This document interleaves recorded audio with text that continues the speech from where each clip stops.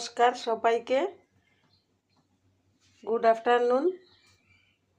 শিবরাত্রি আজ সবাইকে এক স্পেশাল রান্না শিবরাত্রি উপলক্ষে রান্না করে দেখাবো বন্ধুরা। নিরামিষ পনির আর গাজরের একটা সবজি রান্না করে সবাইকে দেখাবো, আপনারা দেখতে থাকেন বন্ধুরা।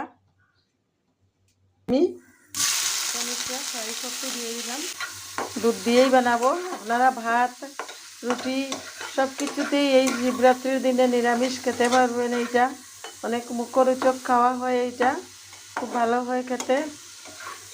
পনিরের উপরে গাজরটা আমি ছড়িয়ে দিয়েছি বন্ধুরা, আপনারা দেখতে থাকেন। এইটা তার উপরে আমি দুধই ঢেলে দিচ্ছি। এটা এখন হতে থাকুক, তারপরে আমি কিশমিশ ডালবো।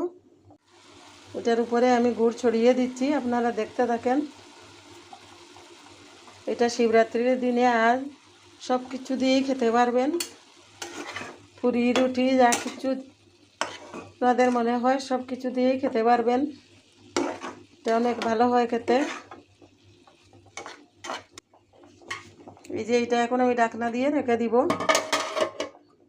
এই যে দেখেন, আমি এটার উপরে এখন কিশমিশ ছড়িয়ে দিচ্ছি। আপনাদের ইচ্ছা হলে এটা রিফাইন তেল না দিয়েও ঘি দিয়ে বসাতে পারেন, এটা ঘি দিয়েও খাওয়া যায়।